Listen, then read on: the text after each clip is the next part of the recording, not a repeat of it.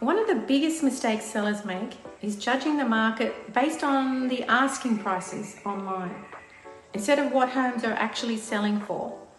And that misunderstanding often leads to poor pricing decisions right from the very beginning. When sellers look at the property websites, they're usually seeing a long list of asking prices or price guides. And it's natural to assume that that's what the homes are worth. But asking prices don't reflect the market. They act as a guide toward what sellers and agents are hoping to achieve. The real market is shown by sold prices. That's where negotiations have already played out, and that's how true value is established.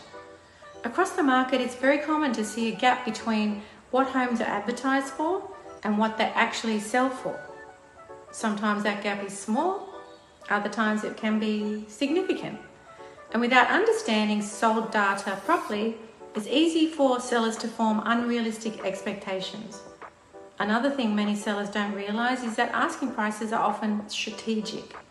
Some are set optimistically to test the market, some are adjusted later when interest doesn't come through, and some are lower to create the competition. And some are deliberately broad so they encourage more inquiries. But none of these necessarily reflect what buyers are actually prepared to pay.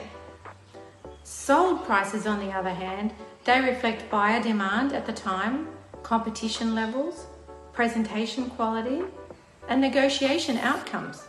They show what the market has truly accepted as value for that specific property in that specific location. This is why pricing decisions should always be grounded in recent comparable sales, not just current listings. Listings show intention, sales show reality. Yes, it is good to understand what competing properties are currently on the market and their asking prices, but when sellers rely too heavily on asking prices, it often leads to homes being positioned above buyer expectations. This then affects inquiry, inspections, momentum, and the negotiating power.